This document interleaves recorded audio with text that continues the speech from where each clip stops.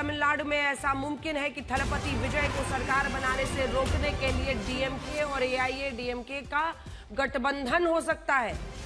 ये खबर बहुत बड़ी है। अगर ऐसा हो जाता है तो थलपति विजय, जो कि सुपरस्टार है, तमिलनाडु में पहली बार चुनाव में लड़कर 108 सीटें तो उन्होंने जीत ली, लेकिन 108 सीट जीतकर भी, सबसे बड़ी पार्टी बनने के बाद भी वो सरकार नहीं बना पाएंगे। उनकी जगह वहां दो ऐसी पार्टियां सरकार बना सकती है जिनके बीच कांग्रेस और बीजेपी जैसी दुश्मनी है। एआईएडीएमके के सूत्रों का दावा है कि उनकी डीएमके के साथ गठबंधन को लेकर बातचीत चल रही है। उन्होंने अपनी तरफ से प्रस्ताव भेजा है और अभी उन्हें डीएमके के फैसले का इंतजार है। डीएमके का फैसला आना बाकी है कि वो इस गठबंधन को लेकर आखिर क्या फैसला लेंगी।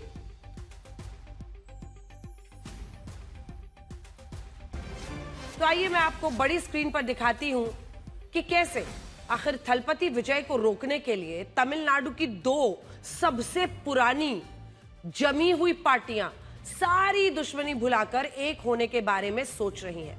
तो आइए चलते हैं बड़ी स्क्रीन पर और आपको बताते हैं। अगर आप इस पूरी टैली को देखेंगे तो हम आपको सारे परम्यूटेशन कॉम्बिनेशन जो बन रहे हैं वो दिखाना चाहते हैं। तो सबसे पहले आप देखिए, अगर थलपति विजय की टीवी के जिसकी सीटें हैं 108, कुल मिलाकर तमिलनाडु में ऊपर से शुरू करते हैं, ये है नंबर जिसमें आप देखिए कि ये 234 कुल सीटें हैं। बहुमत का आंकड़ा कितना चाहिए आपको? 118। क्लियर हो गया। अब ऐसे में आप देखिए कि परिस्थिति कैसे बदलती है। सबसे पहले इस बार टीवीके की 108 और कांग्रेस की 5 सीटें। टीवीके किसकी पार्टी है? यही जो सुपरस्टार विजय जिनकी बात हो रही है ना, उनकी पार्टी है ये। तो 108 सीटें उनकी आई हैं। इसको येलो करना पड़ेगा तभी आपको दिख पाएगा। तो आइए ये आपको दिखाते हैं। टीवीके की 108 सीटें। रेड हो गया, येलो करते हैं इसको। हाँ जी, ये देखिए, टीवीके की 108 सीट, ठीक है, और कांग्रेस की 5 सीट मिलकर हो रही है 113। और आपने देखा बहुमत से अगर आप देखिए तो ये कम है। दरअसल टीवीके की तरफ से विजय ने कांग्रेस पार्टी को एक चिट्ठी लिखी, कहा कि समर्थन दीजिए, सरकार बनाते हैं।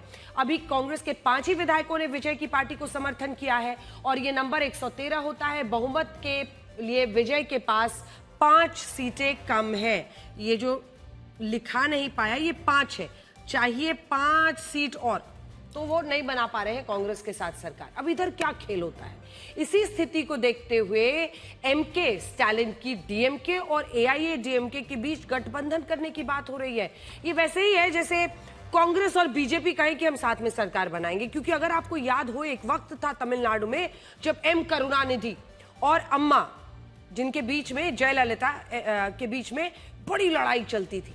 ऐसा होता था कि एक बार करुणानिधि की सरकार बनी तो जैसे सरकार बनी वो जयललिता पर अटैक करते थे किसी ना किसी तरीके से। आपने देखा होगा उनके साथ दुर्व्यवहार, और वो भी विधानसभा में होने की तस्वीरें आती थी। फिर अगली बार जनता जिता देती थी जयललिता को। अब जयललिता जब पावर में आती थी एआईएडीएमके के साथ, तो वो डीएमके के खिलाफ कार्रवाई करती थी। एम करुणानिधि के साथ दुर्व्यवहार होता था, केसेस, मतलब कानूनी कार्रवाई एक दूसरे के खिलाफ जबरदस्त। मतलब आप समझ लीजिए कि एक दूसरे के गले पर ही हाथ रहता था। जो सरकार में है वो दूसरे को जबरदस्त मजा चखाता था, मतलब उसके पीछे पड़, ऐसी दुश्मनी। मतलब जैसे एक वक्त पर अखिलेश और ममता के और मायावती के बीच में बंगाल में, उत्तर प्रदेश में, माफ कीजिएगा, तो उत्तर प्रदेश में जैसी लड़ाई आपने देखी होगी अखिलेश यादव और मायावती के बीच में। लेकिन वक्त क्या नहीं कराता है, वही अखिलेश, वही मायावती बीजेपी को रोकने के लिए एक साथ भी आए थे। तो राजनीति को इसीलिए कहा जाता है कि राजनीति जो है ना, उसमें नथिंग इज इम्पॉसिबल, यानी कुछ भी ऐसा नहीं है जो नामुमकिन है। सत्ता, कुर्सी और पुरानी ठाठ बचाने के लिए कोई किसी भी हद तक जाने को तैयार हो सकता है। और फिर क्या हो सकता है? अब आप देखिए डीएमके की कितनी सीटें हैं, यानी एमके स्टालिन की सीटें आपको बता रहे 59, 59, ठीक है। अब ये हम आपको सारे तीनों कॉम्बिनेशंस दिखा रहे हैं कि क्या मुमकिन है।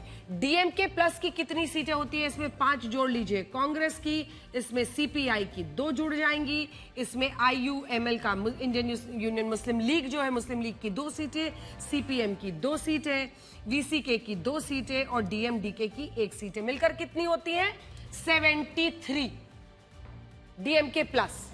तो पहला कॉम्बिनेशन यही है कि डीएमके के 47, बाकी को छोड़ दीजिए आप। वैसे तो यह भी मुमकिन है कि 53 के 53 जो है वो जुड़ जाए। तो पहला कॉम्बिनेशन यही है कि डीएमके यानी स्टालिन की पार्टी और एआईएडीएमके, अब एआईएडीएमके जयललिता के बाद उतना मजबूत तो नहीं रहा है, लेकिन अपनी परफॉर्मेंस उन्होंने 53 इस बार कर ली है अलायंस में अपने साथियों के साथ। तो एक कॉम्बिनेशन तो यही मुमकिन है कि वो 126 कर ली, जबकि बहुमत का आंकड़ा कितना है हमने आपको बताया था 118। तो सरकार बन जाएगी। सरकार कौन कौन बना सकता है, एमके स्टालिन और एडीएमके की तरफ से मिलाकर इन बाकी पार्टियों के साथ। दूसरा क्या हो सकता है, हालांकि इस बात की 0 के करीब संभावना है कि बीजेपी ये और ये कांग्रेस के 5 ये दोनों तो आएंगे नहीं कभी भी एक साथ सरकार में, ये तो कम से कम निश्चित ही है। अब दूसरी स्थिति क्या है, दूसरी स्थिति यह हो सकती है कि डीएमके गठबंधन सिर्फ एआईएडीएमके के साथ सरकार बनाए, यानी इनका तो 73 है ही, ये वाला जो नंबर है, और एडीएमके से वो सिर्फ 47 एआईएडीएमके को ले, पीएमके नहीं, बीजेपी नहीं, एएमएमके नहीं, सिर्फ ये। तो सिर्फ ये 47 भी अगर जाते हैं तो वो 120 पहुंच जाते हैं और सरकार बन सकती है। तीसरा कॉम्बिनेशन क्या हो सकता है तो वो आपको बताते हैं। डीएमके प्लस जो है उसका 68, यानी कि कांग्रेस के 5 सीटों को हटा दीजिए। कांग्रेस की 5 सीटें जैसे ही हटेंगी तो ये हो जाएगा 68 का नंबर, 68 ये जो आप देख रहे हैं, दिस इज माइनस कांग्रेस। और एडीएमके 47 सीटें उसकी आ जाए इंडिविजुअली, पूरा गठबंधन नहीं बोल रही हूं मैं, सिर्फ एडीएमके, और पीएमके की सीटें आ जाए 4, तब भी 119 सीटें हो जाती हैं। तो ये कॉम्बिनेशन बनते हुए दिख रहे हैं और माना जा रहा है कि विजय को बाहर रखने के लिए, समझ गए, पुरानी ठाठ, पुरानी सत्ता की आदत और जबरदस्त तरीके से पावर में रहने की जो ये आदि है दोनों पार्टियां, ऐसा मुमकिन है कि डीएमके और एडीएमके कोई ना कोई रास्ता सत्ता में आने के लिए ढूंढ ही ले, क्योंकि अगर आप देखिए तो 59 + 47 में तो सरकार बनती हुई नहीं दिख रही है ना, 107 पर अटक जाएंगे, चाहिए 118।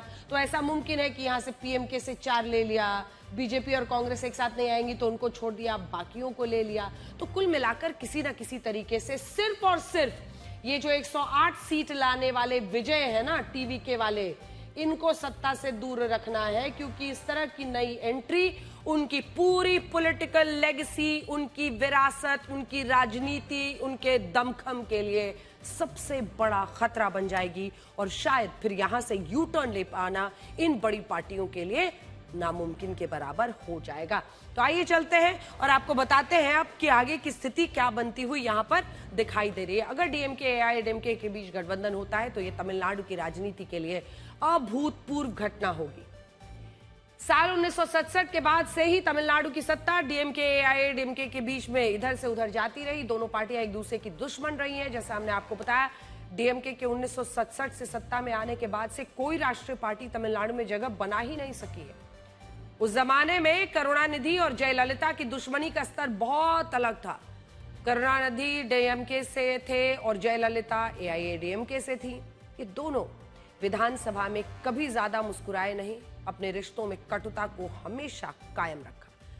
कहीं किसी कार्यक्रम में मंच साझा करना हो या किसी राज्य राष्ट्रीय स्तर के कार्यक्रम में शामिल होना हो, तब भी डीएमके और एआईएडीएमके ने दूरी बनाकर रखी। नक्शल में कहें तो डीएमके और एआईएडीएमके, इनके नेता सिर्फ एक दूसरे को नापसंद नहीं करते थे, बल्कि दोनों एक दूसरे से नफरत करते थे। जैसे ही सत्ता में कोई एक आया, वो दूसरे पर कानूनी कार्रवाई शुरू कर देता था, जेल पहुंचा देता था। इसी नफरत में मार्च 1989 में जयललिता की विधानसभा में करुणानिधि की मौजूदगी में साड़ी तक खींची गई थी। इसके अलावा करुणानिधि ने जयललिता को भ्रष्टाचार के आरोपों में जेल भी भेजा था और फिर जब जयललिता सत्ता में आई तो उन्होंने करुणानिधि को उनके घर से आधी रात को गिरफ्तार करवा लिया था, जिससे आप ये समझ पाएंगे कि अगर ये दो दुश्मन पार्टियां गठबंधन कर रही हैं तो इनका मकसद है इनके वर्चस्व को, इनकी विरासत को, इनकी पॉलिटिकल लेगेसी को, इनके अस्तित्व को तोड़ने वाले, हिला देने वाले थलपति विजय को सरकार बनाने से एन केन प्रकारेण रोकना। ऐसा नहीं है कि इतिहास में कभी इस तरह के गठबंधन नहीं हुए। गेस्ट हाउस कांड के बाद भी मायावती की बहुजन समाज पार्टी समाजवादी पार्टी के साथ गठबंधन कर चुकी है। लालू प्रसाद यादव की आरजेडी, नीतीश कुमार की जेडीयू का बिहार में गठबंधन, दोनों ने दो बार सरकार बनाई। दिल्ली में आम आदमी पार्टी ने कांग्रेस को ही हराया और कांग्रेस से ही समर्थन लेकर पहली सरकार बनाई। महाराष्ट्र में शिवसेना और कांग्रेस का गठबंधन हुआ। लिस्ट बड़ी लंबी है। ऐसा नहीं है कि इतिहास में कभी इस तरह के गठबंधन नहीं हुए। गेस्ट हाउस कांड के बाद भी मायावती की बहुजन समाज पार्टी और समाजवादी पार्टी में, जैसा हमने आपको बताया, गठबंधन हुआ है। तो कुल मिलाकर अगर आप देखिए तो बहुत दिलचस्प मोड़ पर इस वक्त तमिलनाडु की राजनीति है और नजर हमारी उस पर रहेगी कि आखिर बंगाल कब तक बदलापुर बना रहेगा। पिछले 48 घंटों में पश्चिम बंगाल के 8 जिलों में राजनीतिक हिंसा की 19 बड़ी घटनाएं हुई हैं। इनमें 13 घटनाओं में टीएमसी के दफ्तरों को फूंका गया, 3 घटनाओं में बीजेपी कार्यकर्ताओं पर हमला हुआ, 1 घटना में मीट की दुकान, टीएमसी दफ्तर पर भीड़ ने बुलडोजर चलाया और 2 घटनाओं में अज्ञात लोगों ने हमला किया। इन घटनाओं में टीएमसी के 2 कार्यकर्ताओं की भी हत्या हुई है, जिनमें एक हत्या का सीधा कनेक्शन चुनावी नतीजों से माना जा रहा है। वहीं दूसरी तरफ भारतीय जनता पार्टी के भी एक कार्यकर्ता की हत्या की बात आ रही है। आज सवाल यही है कि अगर सत्ता बदलने के बाद भी पश्चिम बंगाल में राजनीतिक हत्याएं, राजनीतिक हिंसा बंद नहीं होंगी, बदले के लिए खून खराबा, विरोधी पार्टियों के दफ्तरों की के सामने इस तरह की चिताएं जलाई जाएंगी, तो फिर क्या मतलब है परिवर्तन का, इस प्रचंड बहुमत का और इस लोकतंत्र का क्या फायदा होगा? अगर वोटिंग के दौरान हिंसा रोकी गई तो अब भी उसे रोकना बहुत जरूरी है। अब तक पश्चिम बंगाल की राजनीति खून खराबे से भरी रही है और इसका कारण यह है कि पश्चिम बंगाल में सरकारें तो बदलती हैं, गुंडे नहीं बदलते हैं। वो किसी ना किसी पार्टी में घुस जाते हैं। साल 1977 में जब लेफ्ट ने 26 सालों के बाद कांग्रेस को हराया, तब चुनावों के बाद कांग्रेस के कई कार्यकर्ताओं की चुन चुनकर हत्याएं हुई, उनसे बदला लिया गया, उनके घरों दफ्तरों को आग लगा दी गई। 1997 में तत्कालीन गृह मंत्री बुद्धदेव भट्टाचार्य ने खुद विधानसभा में कहा था कि पश्चिम बंगाल में 1977 से 1996 के बीच 28,000 हत्याएं हुई। मतलब क्यों? ये समझ से परे है। चुनाव और चुनावी राजनीति को लेकर पार्टियों के कार्यकर्ताओं में इस हद तक जोश हो जाए कि वो किसी का खून कर दें। 2009 तक 55,000 राजनीतिक हत्याएं हुई हैं। यह सिलसिला इसलिए भी नहीं थमा क्योंकि जो गुंडे कांग्रेस की सरकारों में ताकतवर होते थे, उन्हीं गुंडों को लेफ्ट की सरकारों में संरक्षण मिलने लगा। इसके बाद जब साल 2011 में टीएमसी आई, तब ये राजनीति और ज्यादा लहूलुहान हो गई। ये तस्वीरें 2011 में उसी दिन की है जब ममता बनर्जी को बंगाल में प्रचंड जीत मिली थी। दूसरी तरफ लेफ्ट के नेताओं का खून बहाया जा रहा था। जिस दिन 2011 के चुनावी नतीजे आए, उसके बाद से लगातार 8 महीनों तक राजनीतिक हत्याएं जारी रही। 56 सीपीएम के 56 नेताओं को बुरी तरह मार दिया गया। इस बार भी राजनीतिक हिंसा का सिलसिला इसलिए नहीं थमा क्योंकि जो गुंडे लेफ्ट की सरकारों में हावी रहते थे, उन्हीं गुंडों की टीएमसी की सरकार में उनको संरक्षण मिलने लगा। यानी सरकारें बदलती गई लेकिन गुंडों की सत्ता कभी नहीं बदली। और इसीलिए इस बार बीजेपी के सामने सबसे बड़ी चुनौती यही है कि वो इस खूनी राजनीति को कैसे बदलेगी, क्योंकि जनता ने वोट ही इसीलिए किया है। अगर आप इन तस्वीरों को देखेंगे तो आसनसोल में टीएमसी की पार्षद मौसमी बोस के घर के दफ्तर को जलाया गया है। बर्धमान के केतुग्राम में टीएमसी के दफ्तर में भयंकर तोड़फोड़ की तस्वीरें आ रही। पश्चिम बर्धमान में कई टीएमसी दफ्तरों को निशाना बनाया गया है। बोलपुर में बीजेपी और टीएमसी कार्यकर्ताओं के बीच हिंसक झड़प हुई है। स्वरूप नगर में टीएमसी नेता के घर पर हमला किया गया है।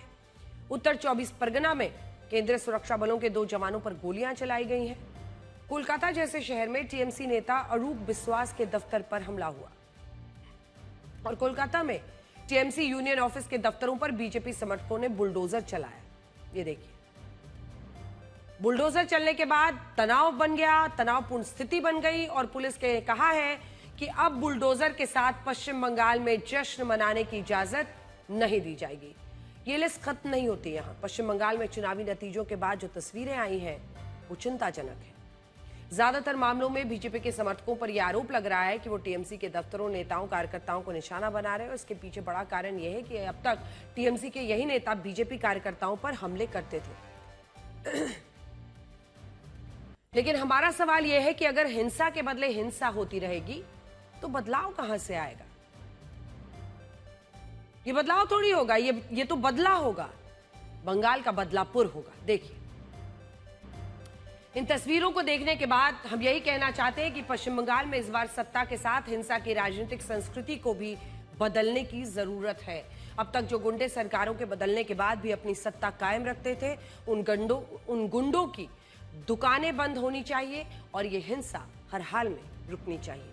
जो लोग बीजेपी की जीत से सदमे में हैं, वो तो आपको यही बताएंगे कि बंगाल में सिर्फ हिंसा हो रही है, लेकिन हम आपको बंगाल का ब्लैक एंड व्हाइट दोनों दिखाना चाहते हैं।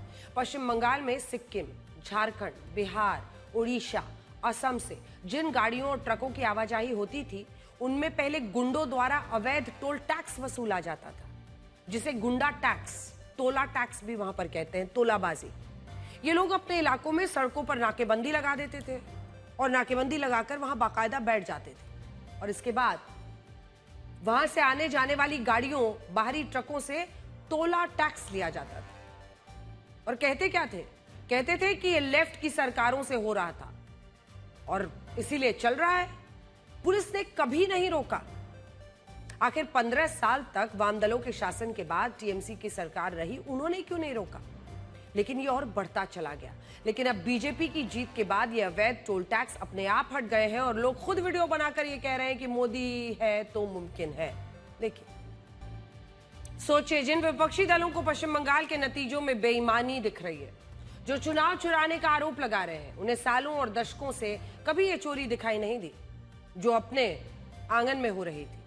आम जनता से उनके खून पसीने की कमाई इस तरह गुंडों द्वारा लूटी जाती रही। सिस्टम इनके सामने पूरी तरह लाचार बना रहा। आंखों पर पट्टियां बांध ली, किसी ने एक शब्द नहीं कहा, पुलिस देखती रहती थी। पता नहीं कहां तक इसका पैसा जाता था।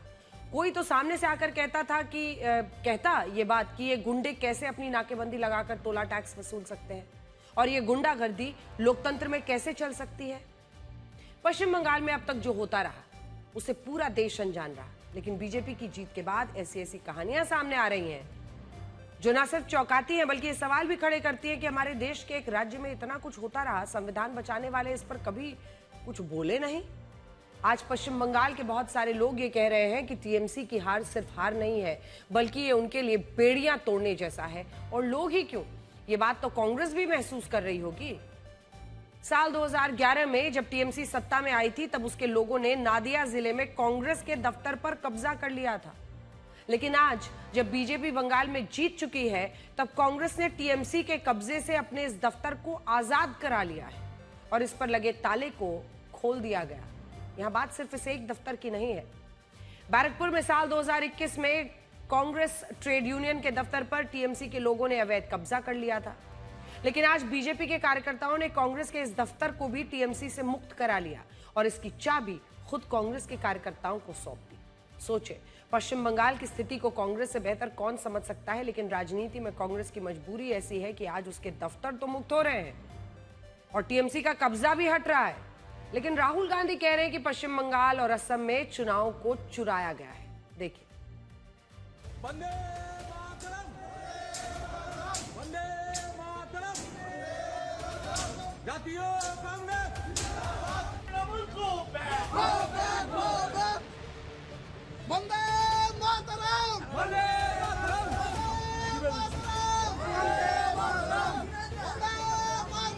वंदे मातरम, उधर যদি লড়াই করে আমরা তোমার সাথে আছি। वंदे मातरम, वंदे मातरम, वंदे मातरम, जिंदाबाद जिंदाबाद जिंदाबाद, जिंदाबाद जिंदाबाद जिंदाबाद, जिंदाबाद जिंदाबाद जिंदाबाद, जिंदाबाद जिंदाबाद जिंदाबाद। तो भारतीय जनता पार्टी के राज में क्या वहां पर कांग्रेस का दफ्तर भी मुक्त हो रहा है? वेल, हमारे देश की राजनीति में इस तरह के चश्मे इस्तेमाल होते हैं। राजनीतिक पार्टियों को वही दिखाते हैं वो चश्मे जो वो देखना और दिखाना चाहते हैं। जैसे राहुल गांधी को लगता है कि पश्चिम बंगाल और असम में विधानसभा चुनाव की चोरी हुई। लेकिन वो केरलम की बात नहीं करते। यानी केरलम में चुनाव चोरी नहीं हुई, वहां कांग्रेस गठबंधन को जीत जो मिली है और उसकी सरकार बनने वाली है। यानी सेलेक्टिव अप्रोच। जहां बीजेपी जीती है वहां चुनाव चोरी, जहां कांग्रेस जीती वहां सब चंगासी। इसी तरह टीएमसी कह रही है कि 100 सीटों पर उसके साथ साजिश हुई, लेकिन जिन 80 सीटों पर वो जीती सब चंगासी। अखिलेश यादव भी कह रहे हैं कि पश्चिम बंगाल में जनादेश चुराया गया, लेकिन जब समाजवादी पार्टी 2024 के लोकसभा चुनाव में उत्तर प्रदेश की सबसे बड़ी पार्टी बनी थी तब सब चंगासी। वहीं केरलम पर, असम पर कुछ नहीं बोल रहे। असदुद्दीन ओवैसी कह रहे हैं कि पश्चिम बंगाल के मुसलमानों ने ममता बनर्जी को अपना वोट देकर बेकार किया, लेकिन वो ऐसा इसलिए कह रहे हैं क्योंकि पश्चिम बंगाल में उनकी पार्टी ने जिन 11 सीटों पर चुनाव लड़ा और उन सभी 11 की 11 सीटों पर जमानत जब्त हो गई। और ये भी तब हुआ जब ओवैसी जी की पार्टी मुस्लिम सीटों पर ही चुनाव लड़ रही थी। असम के बदरुद्दीन अजमल के पास भी एक खास चश्मा है। वो कहते हैं कि कांग्रेस नई मुस्लिम लीग बन गई है, लेकिन वो ये बात इसलिए कहते हैं क्योंकि कांग्रेस बदरुद्दीन अजमल के मुस्लिम वोट बैंक में सेंध लगा रही है। यानी सबको वही देखना है जो वो देखना और दिखाना चाहते हैं। लेकिन बड़ा सवाल है कि क्या आम जनता इस बात को नहीं समझती? एक जमाना था जब सोशल मीडिया नहीं था, जब लोगों का एक्सपोजर लेवल ज्यादा नहीं था। अब लोग हर एक बात जानते हैं और ये भी अच्छी तरह समझते हैं कि अगर बंगाल में, अगर असम में चुनाव चोरी हुए तो केरलम, तमिलनाडु में क्या हुआ? वहां कोई क्यों नहीं कह रहा कि इन राज्यों में भी चुनाव चुराए गए हैं? विजय को देखिए, थलपति विजय, जिनकी 108 सीटें आ जाने के बाद आज ऐसी नौबत आ रही है कि एआईएडीएमके डीएमके से बात करने को तैयार है ताकि विजय को बाहर रखे और उनकी खुद की सरकार बन जाए। सिर्फ 2 साल पहले ये राजनीति में आए विजय, एक नई राजनीतिक पार्टी बन आई, पहली बार सारी पार्टियों को पीछे छोड़ दिया, सत्ता तक पहुंचने की पूरी कवायद उनकी बन गई। चारों तरफ उनका बड़ा गुणगान हो रहा है, उनकी प्रशंसा हो रही है। सब कह रहे हैं कि थलपति विजय ने कमाल कर दिया। लेकिन जो बीजेपी सालों से बंगाल में मेहनत कर रही है, वहां बीजेपी ने लंबा संघर्ष जहां किया है, जहां उससे कई कार्यकर्ता मारे गए हैं। पिछली बार वो 77 सीटों पर आई, बीजेपी जीतती है तो विपक्ष की तरफ से कहा जाता है कि ऐसा कैसे हो सकता है, इन्होंने तो मैंडेट चुरा लिया। वहीं जब विजय 108 सीट लाते हैं तो देखो ये अनूठा कमाल हो गया। स्टूडियोज में बैठे भी एक्सपर्ट विजय की तो जय जयकार करने लगते हैं, लेकिन असम और बंगाल को शक की नजर से देखते हैं। आज हम यही कहना चाहते हैं कि विपक्षी दलों को ये सिलेक्टिव अप्रोच छोड़ना होगा और अपने फैसलों, अपनी रणनीति की समीक्षा करनी होगी, वरना ये हार का सिलसिला चलता रहेगा और वो हमेशा बीजेपी के लिए मजबूती का आधार बनाते आगे बढ़ते जाएंगे। आज हम आपसे एक और बात करने आए हैं और हम चाहते हैं कि पूरा देश इसके बारे में जाने और इस पैटर्न को बहुत ध्यान से समझे जो घुसपैठ और डेमोग्राफी में हो रहे बदलाव के बारे में बताता है। आपको याद होगा इसी साल फरवरी महीने में जब बांग्लादेश में संसदीय चुनाव हुए थे, तब इन चुनावों में भारत के बॉर्डर से लगी ज्यादातर सीटों पर बांग्लादेश की कट्टरपंथी पार्टी जमाते इस्लामी की जीत हुई थी। उस वक्त ये कहा गया था कि जमाते इस्लामी के कट्टरपंथी भारत की सीमा तक पहुंच चुके हैं और उन इलाकों में उसने राजनीतिक पकड़ बना ली है जहां से भारत में सबसे ज्यादा घुसपैठ होती है, यानी बॉर्डर के पास। ये जो भारत से लगे, पश्चिम बंगाल से लगे बॉर्डर पर आप हरा रंग देख रहे हैं, ये जमात की जीत वाली सीटें हैं और यहीं से मैक्सिमम घुसपैठ भारत में होता है।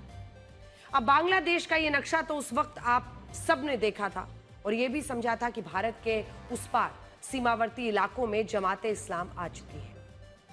लेकिन आज हम आपको ये दिखाना चाहते हैं कि जो स्थिति बनती हुई दिख रही है, अगर आप देखिए तो उस पार बांग्लादेश का, और इसी को बताने के लिए हमें आपको ये दिखाना पड़ेगा। ये मैप देखिए, आराम से समझने की कोशिश कीजिए। ये मैप आपको पूरी कहानी बताएगा। बांग्लादेश में जमाती इस्लामी के ये हरी सीटें, ये क्या बता रही हैं?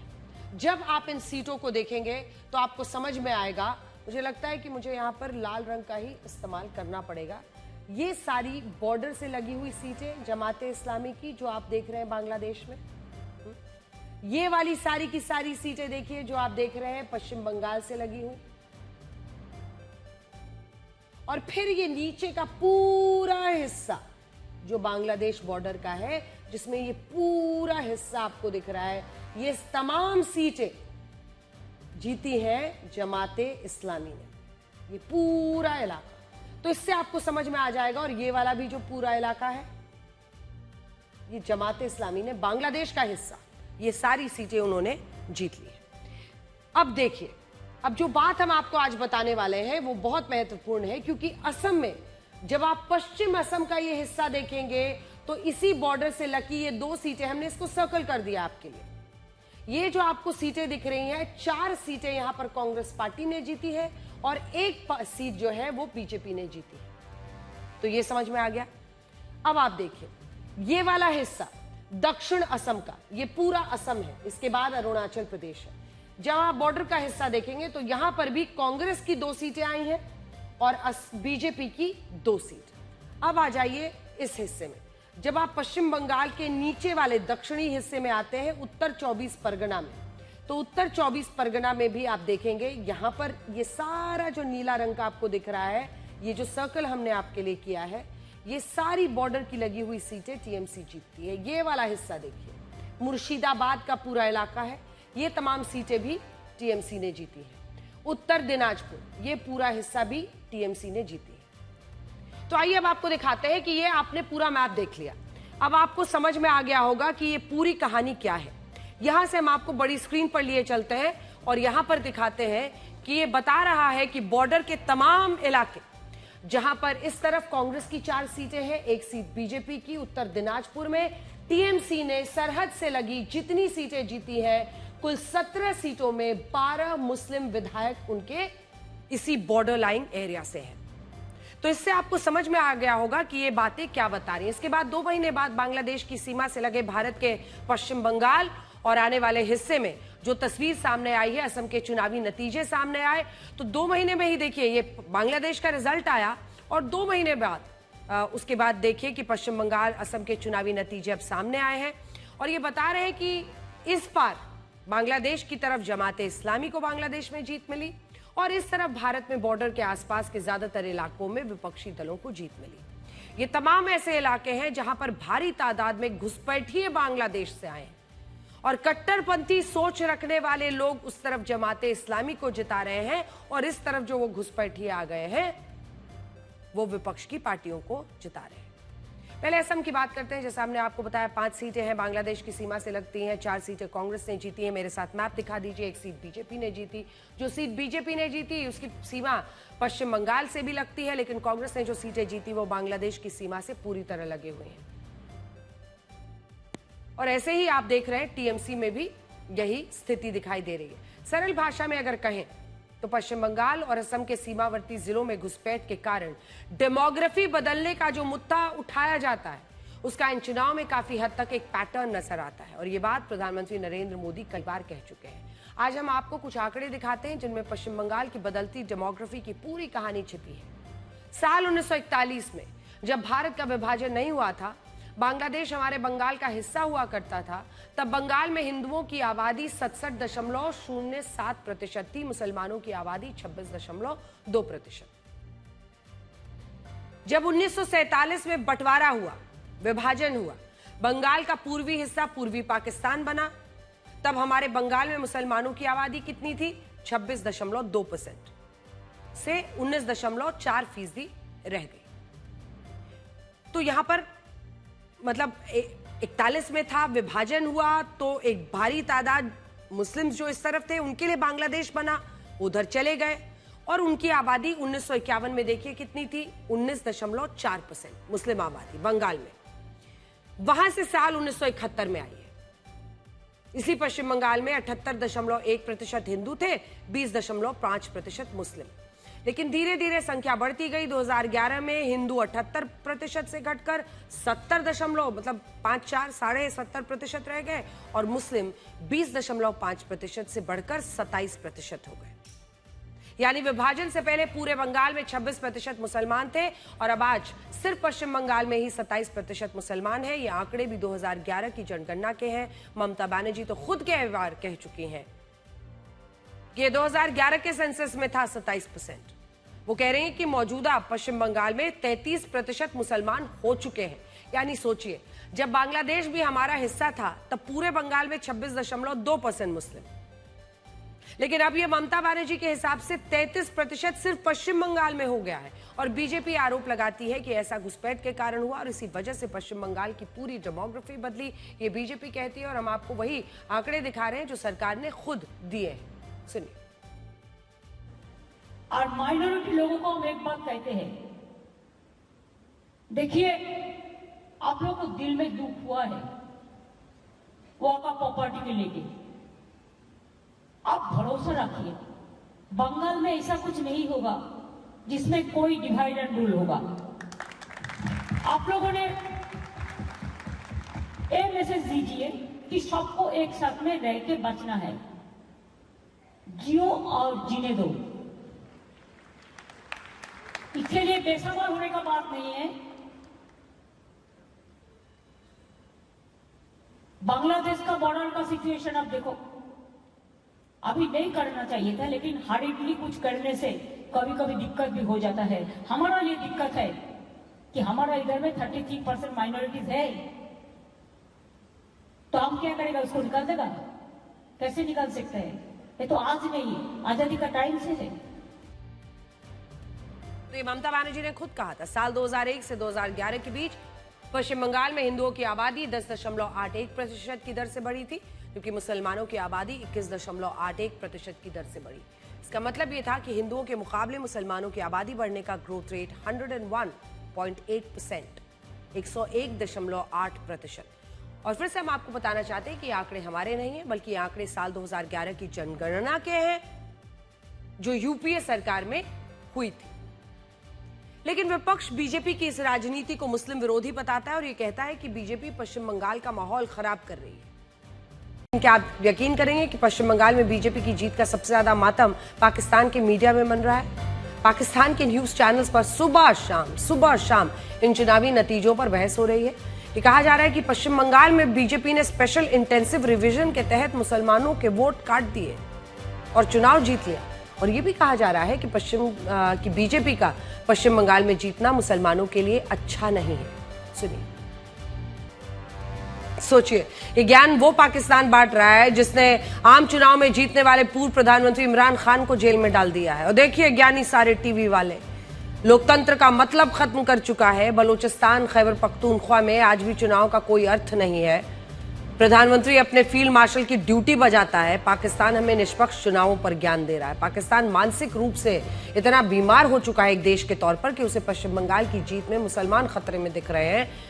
और हकीकत तो यह है कि पश्चिम बंगाल में विपक्ष के 44% विधायक मुस्लिम समुदाय से चुनकर आए हैं। पाकिस्तान को केरलम का चुनाव नहीं दिखा, जहां इंडियन यूनियन मुस्लिम लीग के 22 में से 22 विधायक मुस्लिम समुदाय से चुनकर आए। लेकिन यह सब पाकिस्तान को बताने का कोई जरूरत भी नहीं है, ना कोई फायदा।